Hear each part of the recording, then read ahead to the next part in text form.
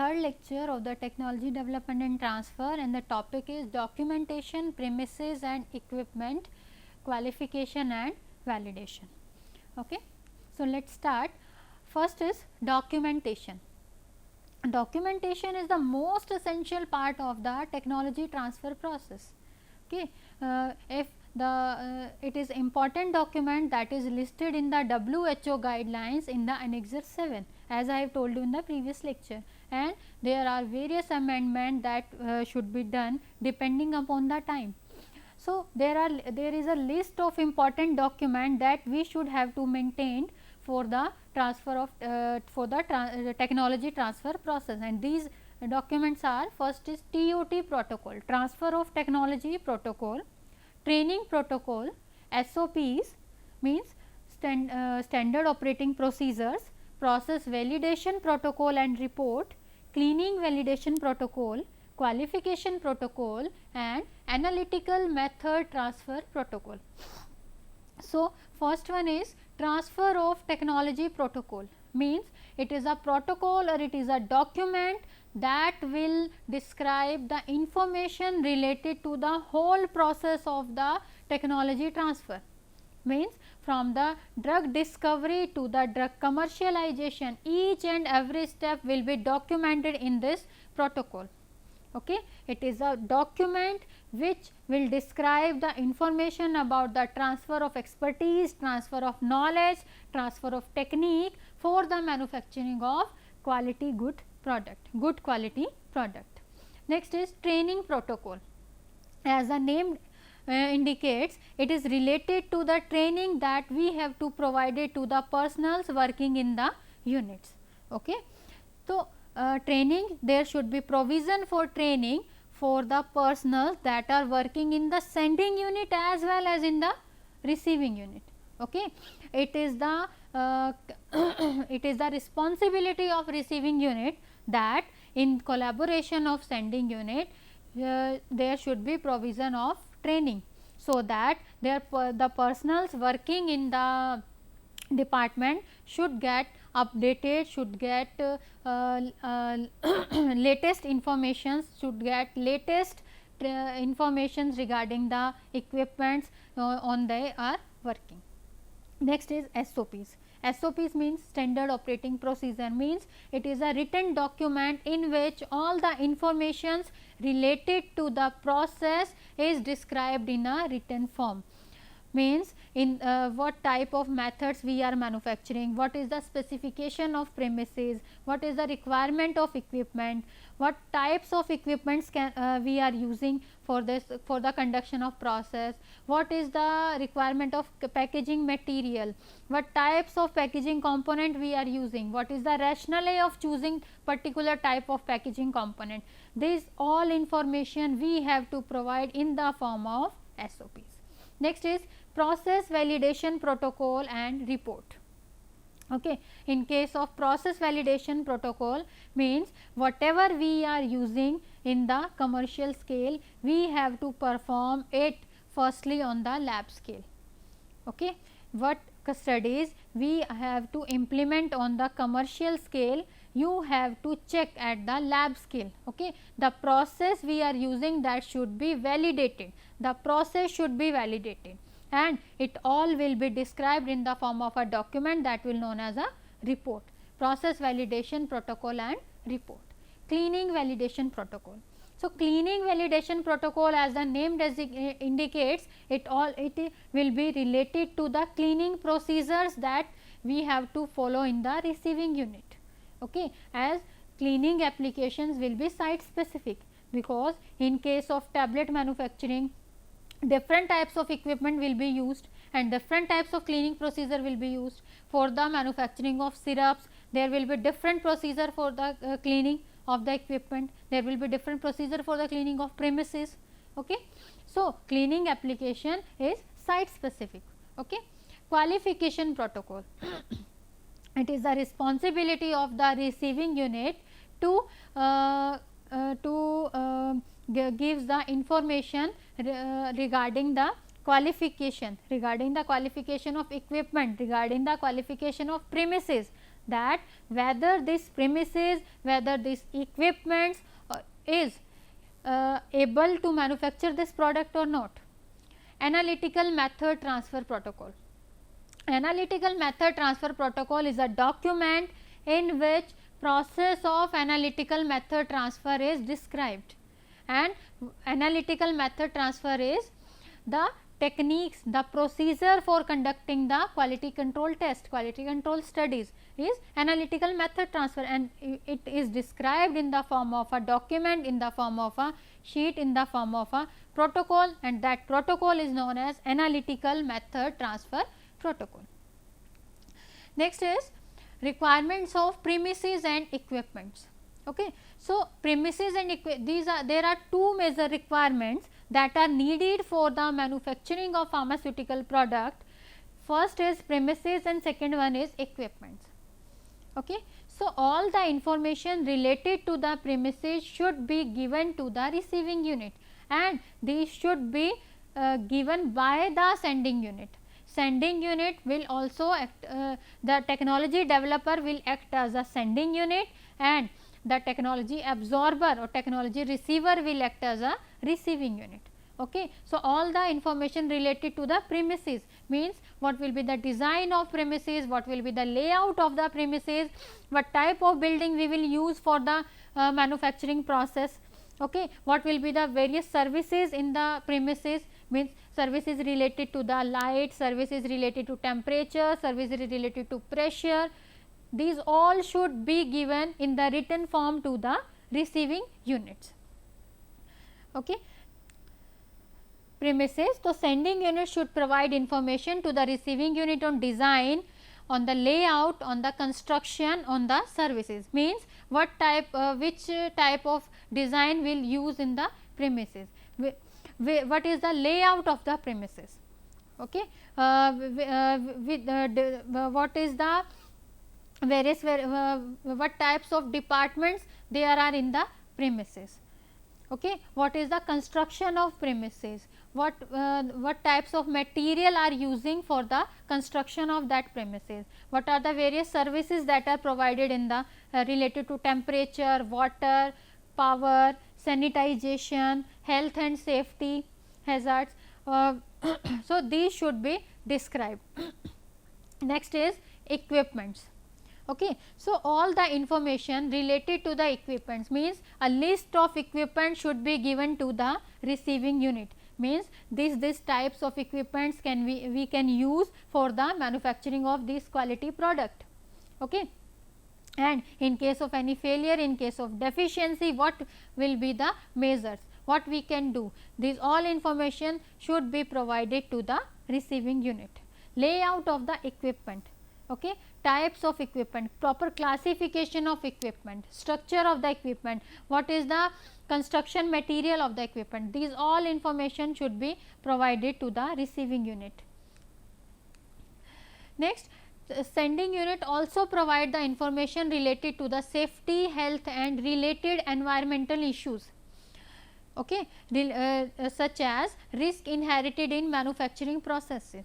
Suppose when manufacturing process is going on, there can be a risk to the operators due to the exposure. Okay. Suppose in pharmaceutical industry there can be exposure of pharmaceutical dust to the operator.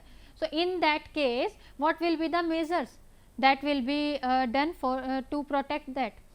Measure health and safety essentialities. Okay. What safety essentialities are available in the premises? What are various health facilities that are available in the premises? That should be described, that should be the information related to these all should be given to the receiving unit.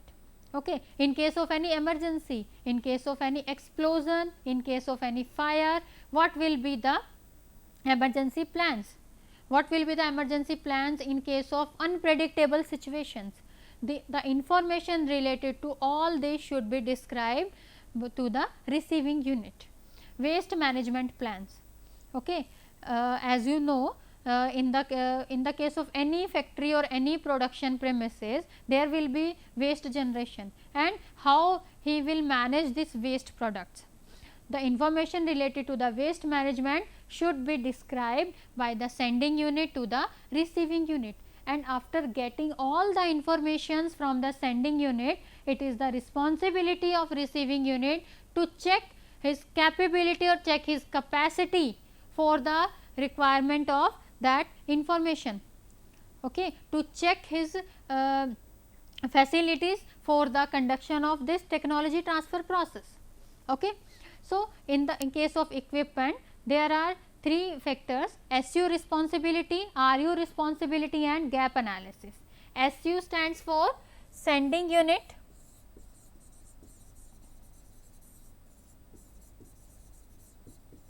and RU stands for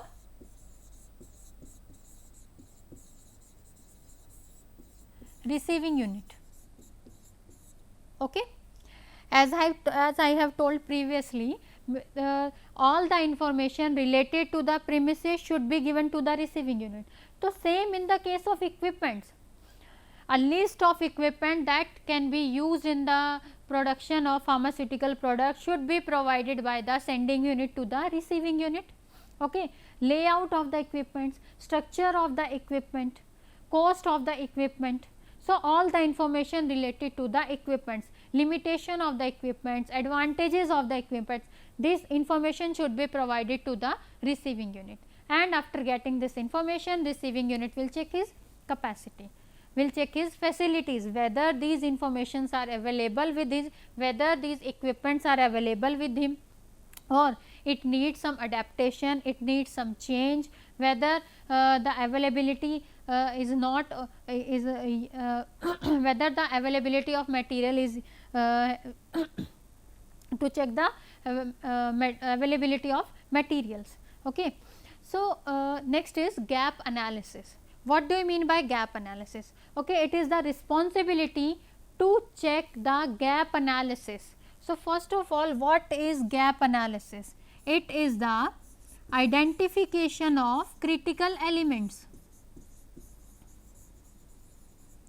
identification of critical elements.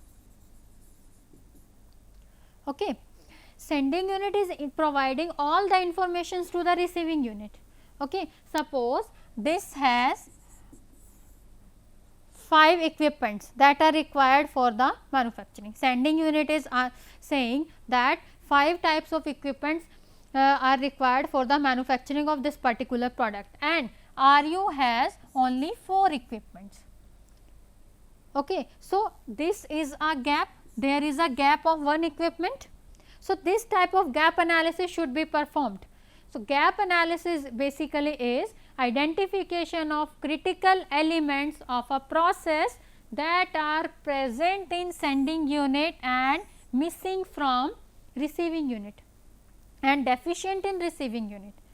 Sending unit ने आपको सारी information provide कर दी, आपको इस तरीके की premises चाहिए, ऐसे इक्विपमेंट्स आपको यूज़ करने हैं, तो रिसीविंग यूनिट ये चेक करेगी कि उसके पास सारी अवेलेबिलिटी है या नहीं. अगर उसके पास अवेलेबिलिटी नहीं है तो ये जो चेक कर रहा है वो इन क्रिटिकल एलिमेंट्स को आइडेंटिफाई कर रहा है. इस प्रोसेस को ही हम गैप एनालिसिस बोलते हैं.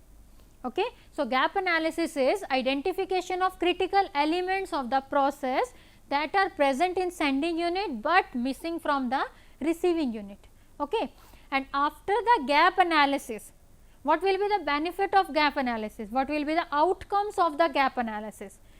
Gap analysis की वजह से आपको ये पता चल गया कि आपके पास किस चीज़ की deficiency है. So, after the conduction of gap analysis, receiving unit will be capable of taking the decision for the any type of adaptation that can be done in his premises. Okay. So, he can the receiving unit can decide whether there is requirement of any new equipment, whether there is requirement of any part replacement, whether there is any requirement of change of equipment.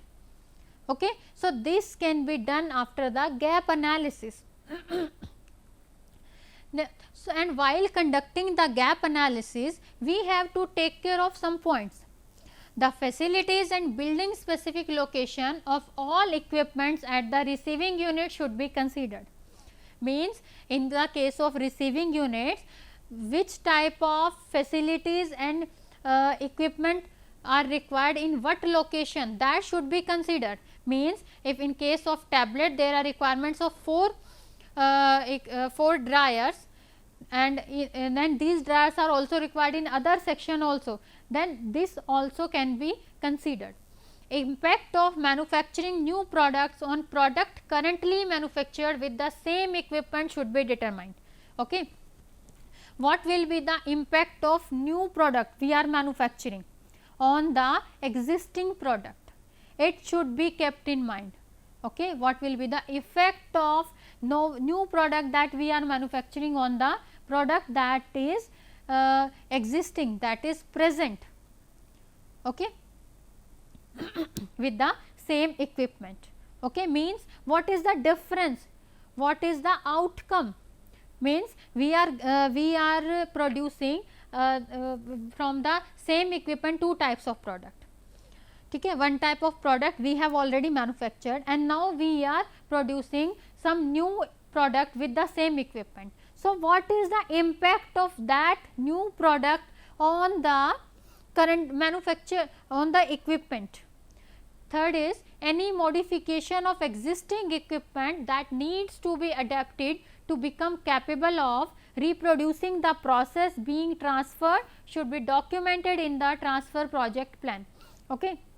If any modifications is done in the existing equipment, that should be described in the form of transfer project plan.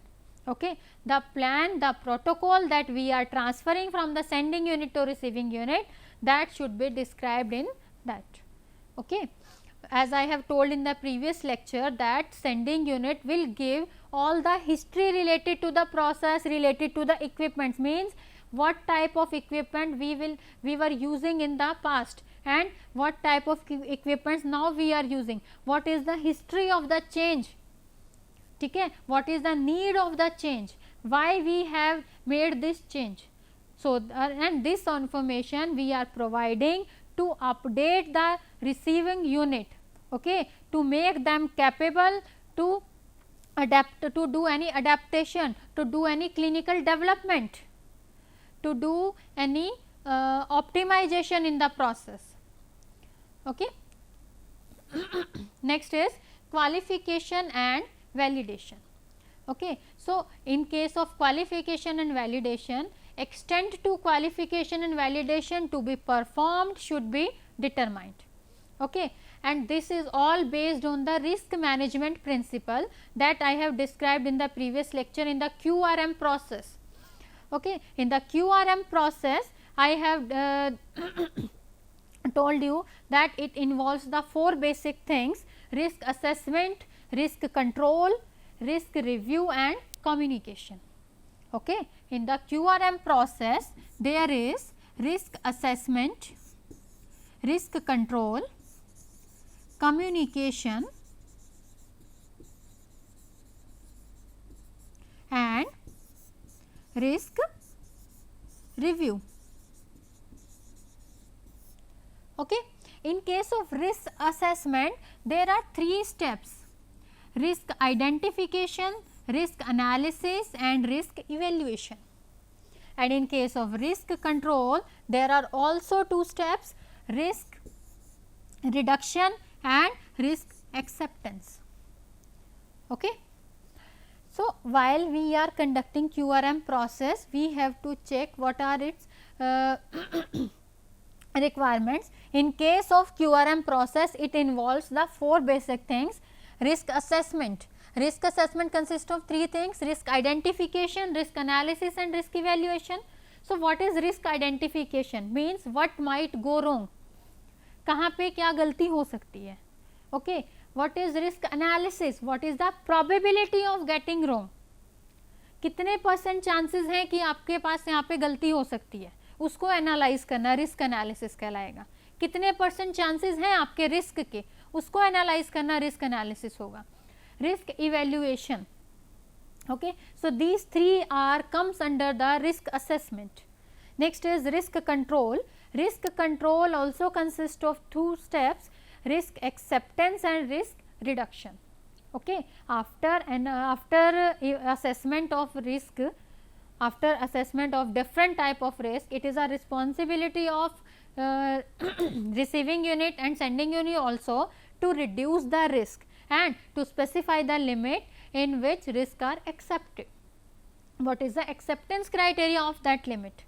Okay. And communication is also should be there between the sending unit and receiving unit, okay, so that receiving unit can inform to the sending unit about the risk associated with the process, and sending unit can also inform them, okay, and they both can mutually collaborate to dissolve these types of risk associated. And after this, after the risk assessment and risk control, there is next step, that is risk review. And after this there will be a review process on the risk and a report will be generated, and this report will then communicated to the sending unit. Okay. This is the QRM process. Okay. So, in this QRM process, so QRM process is a systematic process and is a risk based approach. So, qualification and validation should be based on the risk management principle, how we are managing the various risk. Okay. I have told about the various tools of QRM, FTA, FMEA. FTA stands for fault tree analysis. In the fault tree analysis, we are identifying the root cause of the problem, we are identifying the reason of the risk. Okay. So, in the case of FMEA that I have told, it is of two types, PFMEA and DFMEA. D stands for development, means that analysis is related to the development related problem, and PFMEA related to the production problems. Okay. So, basically what is the need of QRM? Why we have to conduct the QRM process? So, QRM process is necessary to ensure the quality of the product, to eliminate the risk associated at the point of origin, okay, to eliminate the risk in the ongoing process. Okay. And these all the steps, these all the processes should be well documented to assure the quality of the product. Okay. See, in most of the countries we are complying to the regulatory guidelines such as GMP. We are following GMP guidelines in our pharmaceutical industries, and if we are following these guidelines, we are assuring that our product meets the quality criteria. We are manufacturing the good quality product, and if there is any loose control, then there can be a risk on the patient end. So, we are conducting a QRM analysis to eliminate the risk at the patient end. And if there is in any case of loose control, we are preparing low quality of product, improper quality of product, then regulatory agencies what can do? Regulatory agencies can only improve this condition if the assessment of individual risk related to the starting material, relating to the intermediate material, or relating to the finished material is performed. Okay.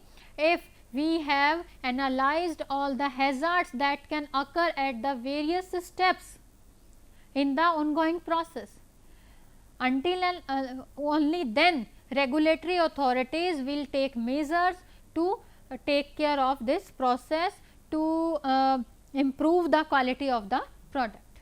Okay. So, qualification and validation should be performed, and it is based on risk management principle, and it should be well documented.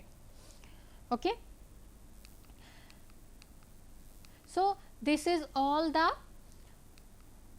documentation, premises and qualification and validation requirements. Okay. I have told about the essential documents, TOT protocol, training protocol, SOPs, process validation protocol, cleaning validation protocol, qualification protocol, analytical method transfer protocol. ठीक है.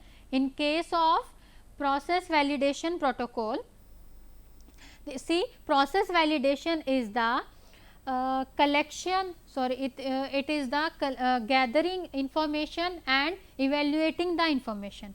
Gathering and evaluating the data is basically known as process validation, and it is somewhat related to the analytical. So, it is somewhat related to the quality risk management.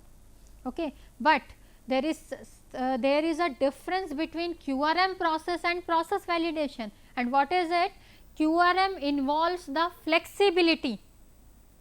QRM process involves some flexibility, but validation is not flexible. If we have fixed that this test should be conducted on 20 batches, then it should be 20. We can't be flexible in case of validation process. Okay. So, proper process validation should be there. What we are adopting for the commercial scale production, that should be well documented.